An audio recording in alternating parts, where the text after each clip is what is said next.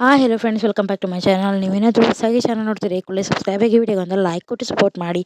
ರಾಜ್ಯ ರಸ್ತೆ ಸಾರಿಗೆ ಇಲಾಖೆ ಇದೀಗ ಸಂಚಾರಿ ನಿಯಮವನ್ನು ಹೊಸ ಬದಲಾವಣೆಯನ್ನು ತರಲು ಮುಂದಾಗಿದೆ.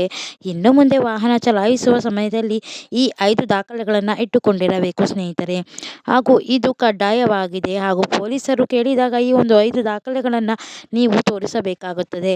ಬನ್ನಿ ಸ್ನೇಹಿತರೆ, ರಾಜ್ಯ ಸಾರಿಗೆ ಇಲಾಖೆಯು ತಂದಿರುವ ಹೊಸ ನಿಯಮದ ಪ್ರಕಾರ ವಾಹನದ ಚಾಲಕರು ಏನೆಲ್ಲ ದಾಖಲೆಗಳನ್ನು ಇಟ್ಟುಕೊಂಡಿರಬೇಕು ನೋಡೋಣ ಬನ್ನಿ.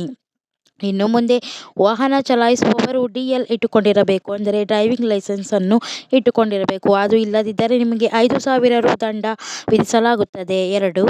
ವಾಹನ ಚಲಾಯಿಸುವವರು ವಾಹನ ನೋಂದಣಿ ಪತ್ರವನ್ನು ತೋರಿಸಬೇಕು. ಸಂಚಾರಿ ಪೊಲೀಸರು ಕೇಳಿದಾಗ RC ಪತ್ರವನ್ನು ತೋರಿಸಬೇಕು, ರಿಜಿಸ್ಟ್ರೇಷನ್ ಸರ್ಟಿಫಿಕೇಟನ್ನು.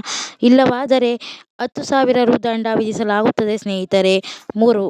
ವಾಹನದ ಇನ್ಶೂರೆನ್ಸ್ ಪತ್ರವನ್ನು ನೀಡಬೇಕು. ಸಂಚಾರಿ ಪೊಲೀಸರು ಕೇಳಿದಾಗ ಕೊಡಬೇಕಾಗುತ್ತದೆ. ನೀವೇನಾದರೂ ನೀಡಿಲ್ಲವಾದರೆ ನಿಮ್ಮ DL ರದ್ದಾಗುವ ಸಾಧ್ಯತೆ ಇದೆ, ಹಾಗೂ ದೊಡ್ಡ ಪ್ರಮಾಣದ ಮೊತ್ತದ ದಂಡವನ್ನು ಪಾವತಿಸಬೇಕಾಗುತ್ತದೆ. ಎಲ್ಲ ದಾಖಲೆಗಳ ಜೊತೆಗೆ ಎಲ್ಲ ರೀತಿಯ ವಾಹನಗಳಿಗೂ ಹೊಗೆ ತಪಾಸಣೆ ಪತ್ರವನ್ನು ನೀಡಬೇಕಾಗುತ್ತದೆ. ಏನಾದರೂ ಇಲ್ಲವಾದರೆ 2,000 ರು ದಂಡವನ್ನು ವಿಧಿಸಲಾಗುತ್ತದೆ. ಹಾಗೂ ಈ ಎಲ್ಲ ಪ್ರೂಫ್ಗಳ ಜೊತೆಗೆ ID ಪ್ರೂಫನ್ನು ಕೇಳಿದಾಗ ನೀಡಬೇಕಾಗುತ್ತದೆ. ನೀವೇನಾದರೂ ನೀಡಲಿಲ್ಲವಾದರೆ ನಿಮ್ಮ DL ರದ್ದಾಗುವ ಸಾಧ್ಯತೆ ಇದೆ. ನೀವೇನಾದರೂ ಇದನ್ನು ಫಾಲೋ ಮಾಡಿದರೆ ಮಾತ್ರ ನೀವು ದೊಡ್ಡ ಮಟ್ಟದ ದಂಡ ವಿಧಿಸಲಾಗುತ್ತದೆ.